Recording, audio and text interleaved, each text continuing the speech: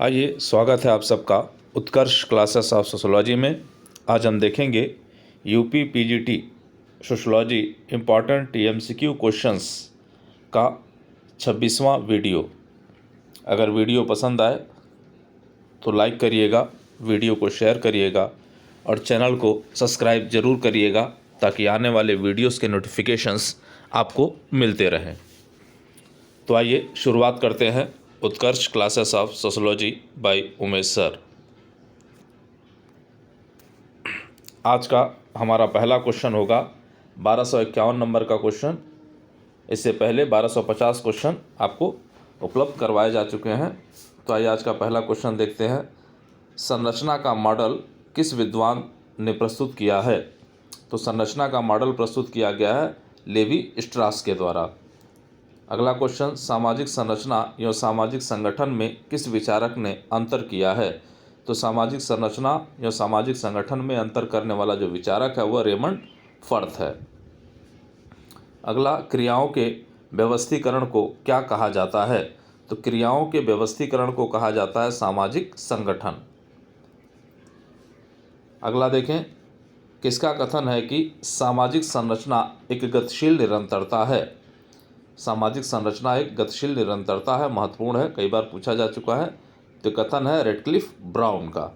अगला देखें, सामाजिक संरचना के रेखीय सिद्धांतकार किस अवधारणा से प्रभावित थे? तो जो सामाजिक परिवर्तन के रेखीय सिद्धांतकार हैं वो प्रभावित हैं उद्विकास से या उद्विकासवाद से। अगला देखें, वर्तमान समय में सर्वाधिक महत्वपूर्ण एवं क्रांतिकारी सिद्धांत किस विचारक का माना जाता है? तो वर्तमान समय में जो सर्वाधिक क्रांतिकारी सिद्धांत माना जाता है वो कार्ल मार्क्स का सिद्धांत माना जाता है। अगला देखें, उत्तर भारत में क्षेत्रीय बहिर्विवाह के लिए कहावत है। उत्तर भारत में क्षेत्रीय बहिर्विवाह के लिए कहावत है और वो कहावत है पूर्व की बेटी और पश्चिम का बेटा। अगला देखें, पंजाब में क्षेत्रीय बहिर्विवाह के लिए कहावत है। पंजाब में भी इसी तरह से क्षेत्रीय बहिर्विवाह के लिए कहावत है, वो है सीमा सिमना भाईचारा। सीमा सिमना भाईचारा। अगला देखिए, कर्नाटक में क्षेत्रीय बहिर्विवाह का एक प्रकार है और वो है देवरा बुक्का लिंगा।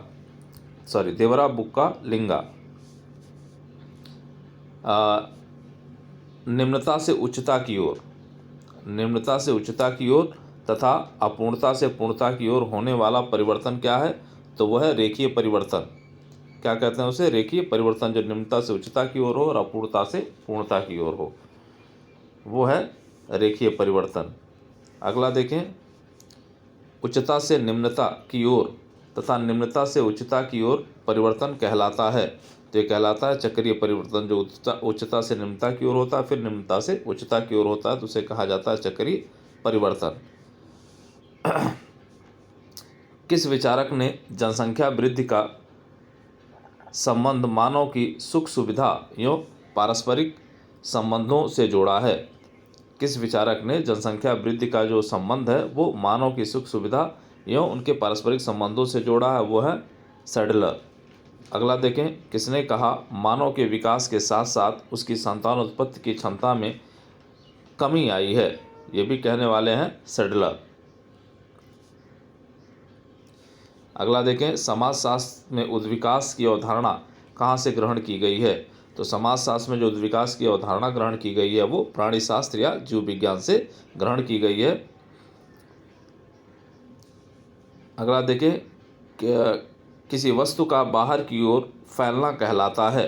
तो किसी वस्तु का बाहर की ओर फैलना जो उद्विकास कहलाता है। वुल्वेयर का जो अर्थ है, एक अर्थ होता है बाहर की ओर, वुल्वेयर का अर्थ होता है फैलना, वहीं से लिया गया है। तो किसी वस्तु का बाहर की ओर फैलना क्या कहलाता है? उद्विकास कहलाता है।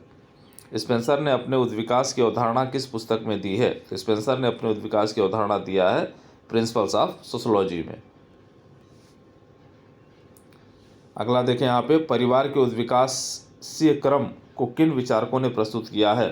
तो परिवार के उद्विकासीय क्रम को प्रस्तुत करने वाले विचारक जो हैं वो बैकोफन और मार्गन है। बैकोफन एवं मार्गन। अगला देखें, उद्विकास का बहुरेखीय सिद्धांत किसने दिया है? तो उद्विकास का बहुरेखीय सिद्धांत दिया गया स्टीवर्ट के द्वारा। स्टीवर्ट। अगला देखें, सामाजिक अंतःक्रिया किन 3 स्तरों पर होती है? सामाजिक अंतःक्रिया 3 स्तरों पे होती है। एक तो व्यक्ति से व्यक्ति के बीच में होती है, दूसरा व्यक्ति से समूह के बीच में होती है, और तीसरा समूह से समूह के बीच में होती है। तो ये जो सामाजिक अंतःक्रिया वो 3 स्तरों पे होती है। तो आप इसको ध्यान में रखें कि भाई व्यक्ति और व्यक्ति के बीच अंतःक्रिया, उसके बाद व्यक्ति से समूह के बीच अंतःक्रिया, और समूह से समूह के बीच अंतःक्रिया।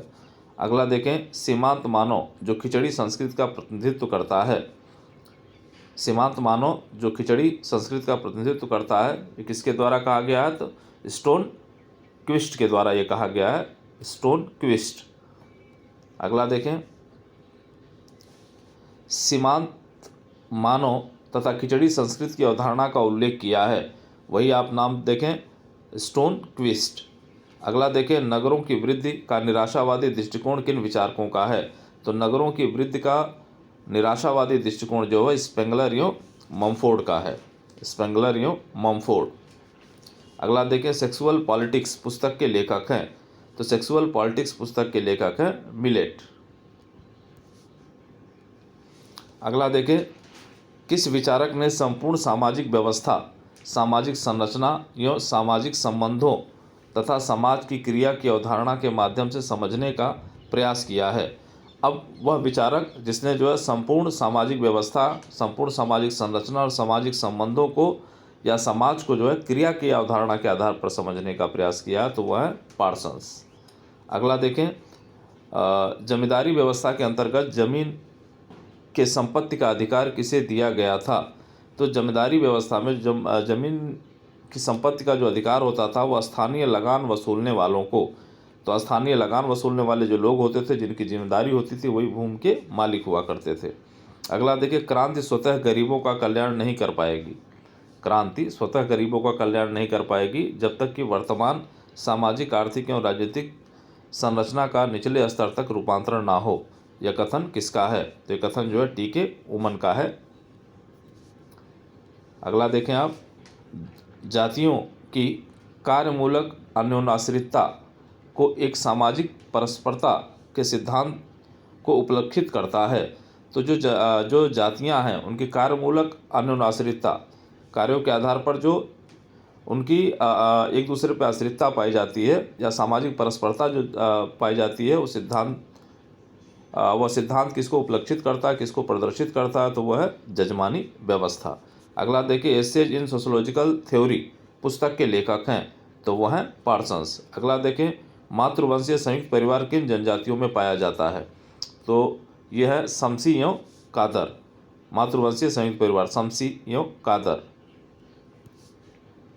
अगला देखें, सशक्त और एकजुट सामाजिक समुदायों के पुनर्निर्माण के साधन के रूप में गिल्ड समाजवाद की स्थापना का सुझाव किस विचारक ने दिया था? तो गिल्ड समाजवाद की स्थापना का सुझाव जो इमाइल दुर्खिम ने दिया था। अगला देखें, नेशन एंड फैमिली पुस्तक के लेखक हैं। तो नेशन एंड फैमिली पुस्तक के लेखक हैं मिर्डल। अगला देखें, किसका मानना है कि धार्मिक संस्कृति सामूहिक मूल्यों द्वारा निर्मित हुआ करती है? धार्मिक संस्कृति सामूहिक मूल्यों द्वारा निर्मित हुआ करती है, कथन किसका है? तो ये इमाइल दुर्खिम का कथन है। अगला देखें, किस विचारक ने प्रगति को सामाजिक मन की भूमिका के रूप में स्वीकार किया है? प्रगति को सामाजिक मन की भूमिका के रूप में स्वीकार करने वाले विचारक हैं हाबहाउस। अगला देखें, किस विचारक ने अपने सिद्धांत में सहसंबंध और समन्वय की प्रक्रियाओं को रेखांकित किया है? तो सहसंबंध और समन्वय की प्रक्रियाओं को रेखांकित करने वाले विचारक भी हाबहाउस हैं। अगला देखें, marriage and family in India. Marriage and family in India पुस्तक के लेखक कौन है? तो वह के.एम. कपाड़िया। अगला देखें, चिंतन का आधार इतिहास नहीं वरन मनुष्य की तर्क बुद्धि है, ये कथन किसका है? तो ये कथन है जॉन लॉक का। चिंतन का आधार जो इतिहास नहीं है बल्कि मनुष्य की तर्क बुद्धि है, ये कहने वाले हैं जॉन लॉक।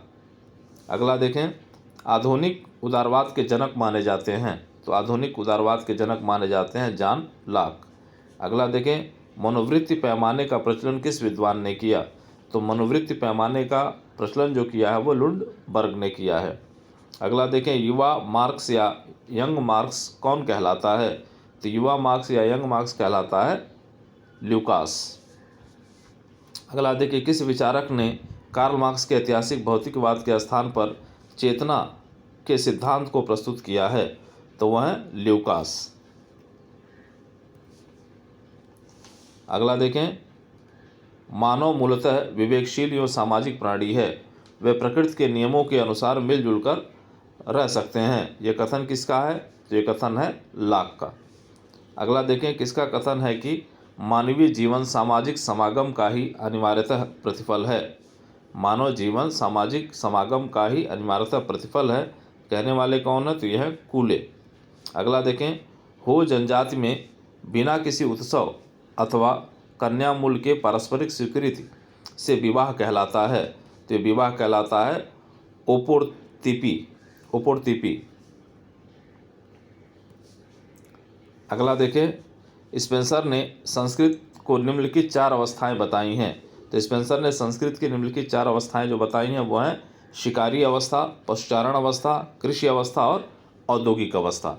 तो 4 अवस्थाएं जो है स्पेंसर के द्वारा बताए गए हैं। अगला देखें, 74वां संविधान संशोधन अधिनियम 1992 किससे संबंधित है?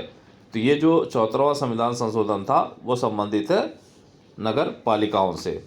अगला देखिए, किसने कहा संगठन आंतरिक रूप से सहकारी व्यवस्था है? संगठन आंतरिक रूप से सहकारी व्यवस्था है, किसने कहा? तो ये कहा है बर्नार्ड ने।